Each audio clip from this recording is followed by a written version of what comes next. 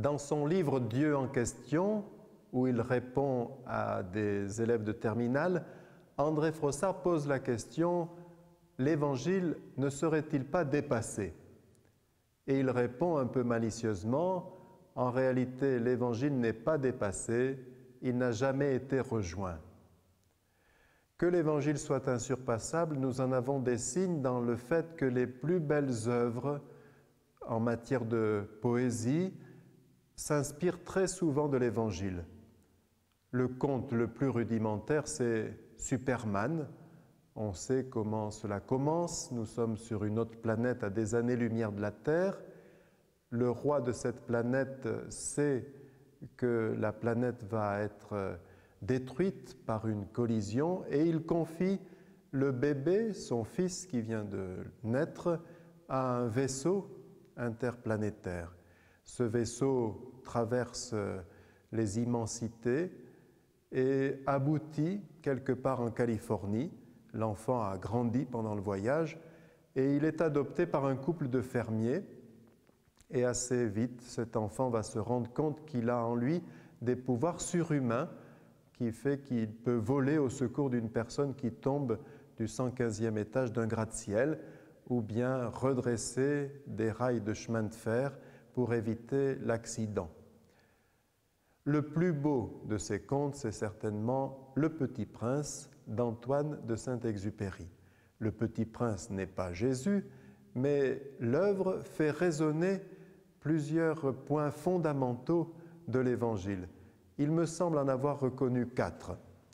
Par exemple, cette œuvre nous dit que le salut vient d'ailleurs. C'est la mode aujourd'hui de dire « je gère »,« j'assume »,« je maîtrise »,« je contrôle ». En réalité, il n'en est rien. Sans une aide venue d'ailleurs, nous ne sommes pas grand-chose.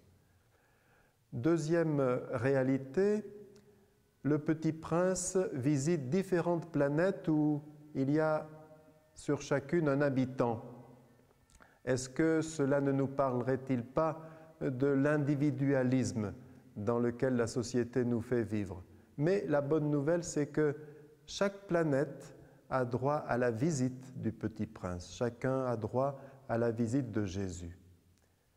Troisième chose, tous ces personnages sur les différentes planètes peuvent représenter un défaut, les défauts dont nous souffrons, et le Petit Prince s'emploie à les transformer en qualité, parce qu'au fond, un défaut, c'est toujours l'envers d'une qualité. Par exemple, en chacun de nous, il y a une rose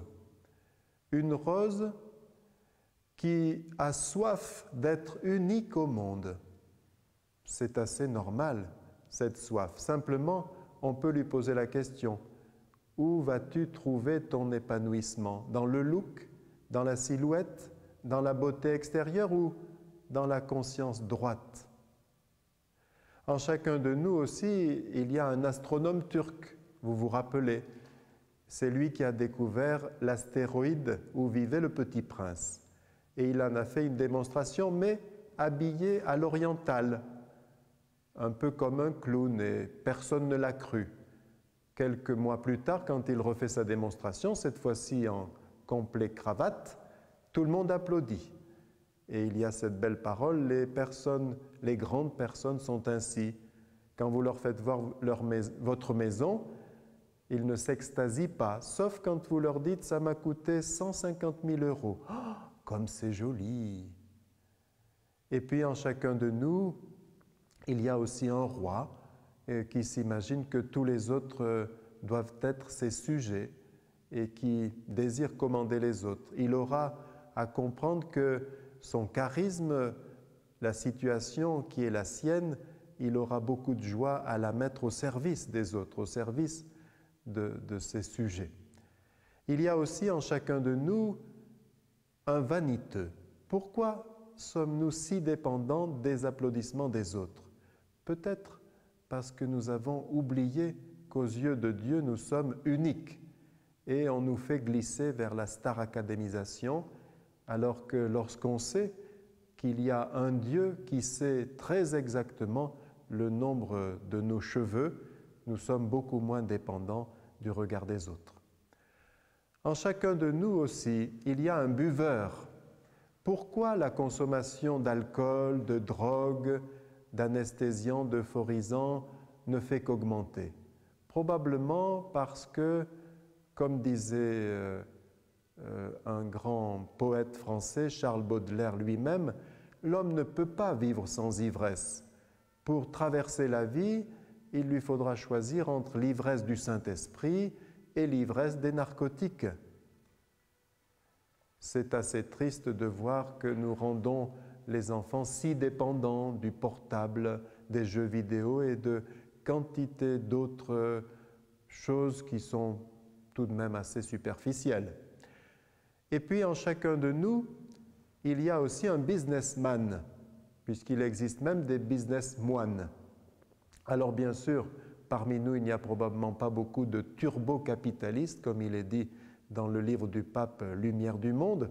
Nous avons tous le sens de la justice, nous aimerions bien que les bonus soient mieux partagés, mais reconnaissons que nous avons plutôt tendance à regarder au-dessus de nous pour jalouser ou pour nous justifier, alors qu'il nous faut regarder toujours en dessous pour relativiser nos problèmes et peut-être pouvoir aider. Et puis, en chacun de nous, il y a un allumeur de réverbère. Vous vous rappelez, dans Le Petit Prince, la consigne, c'est la consigne. Sa planète s'est mise à tourner de plus en plus vite, mais il ne dort plus parce qu'il continue d'allumer et d'éteindre son réverbère au rythme des tours de sa planète. C'est très bien de garder l'habitude de faire baptiser les enfants, de faire célébrer la messe d'enterrement de la grand-mère à l'église, de passer à l'église pour le mariage, mais ce qui serait bien, c'est d'habiter les habitudes et de mettre les enfants en présence de ce Jésus qui les aime tellement. Et puis, il y a aussi, parmi les planètes que le Petit Prince visite, celle du géographe. Alors, cela nous permet de réfléchir à un thème très à la mode, celui de l'écologie, dont le Saint-Père parle très souvent aussi. Parfois, nous devrions demander pardon en confession de ne pas avoir tenu compte du bilan carbone. Est-ce qu'il est normal, en effet, de manger des cerises qui viennent du Chili en plein hiver ou de manger toute l'année des fraises qui viennent d'Afrique du Sud? N'aurions-nous pas tellement de plaisir à manger des fruits de saison, par exemple, et puis à nous réjouir, comme le Petit Prince, qu'il y ait sur Mars des volcans et puis aussi des fleurs éphémères. Quatrième aspect de l'Évangile que le Petit Prince me semble faire résonner, et peut-être l'aspect le plus important, c'est que le Petit Prince est justement un enfant. Dieu nous sauve en se faisant enfant, parce qu'il sait qu'un enfant a la capacité de nous faire nous dépasser, nous élever très au-dessus de nous-mêmes. Un ami paroissien m'a raconté cette anecdote que je vous livre simplement. Il s'appelle Joseph, il a 75 ans, ils ont avec Juliette de nombreux petits-enfants, dont Simon. Un jour que Simon a couché à la maison, il l'emmène à la messe avec lui. C'est la messe des rameaux. Et Joseph, par précaution, prévoyant que cette messe serait plus longue que d'habitude, se met au fond de l'église, au cas où Simon s'impatiente et qu'il leur faille sortir plus tôt. Mais en fait, tout se passe très bien. Simon est très fier d'être à côté de grand-père et il suit très très bien l'Eucharistie. Simplement, lorsque vient la fin de la messe, ils sont parmi les premiers à sortir sur la place. Et ils se trouvent nez à nez avec un SDF, un homme au visage très marqué par toutes ces années de galère, sans doute un peu par l'alcoolisme, un homme qui ne sent pas très bon. Et cet homme, en voyant l'enfant et son grand-père, eh bien, tend la main et Joseph va dans son porte-monnaie lui chercher une pièce. Et à ce moment-là, le SDF dit à Simon, « Est-ce que tu pourrais me donner un petit morceau de ton buis? Ça me porterait bonheur. » Et joignant le geste à la parole, cet homme se penche près de l'enfant qui, tout de suite, lui coupe un brin de buis. Et à ce moment-là, Simon a cet élan tout naturel d'un enfant. Il lui colle un gros baiser sur la joue. Le SDF se relève, le visage déjà mouillé de plein de larmes. L'enfant a ouvert le robinet de larmes, sans doute n'avait-il pas été ouvert depuis longtemps. Joseph, qui raconte ça, dit « Nous sommes vite partis pour ne pas pleurer, nous aussi ».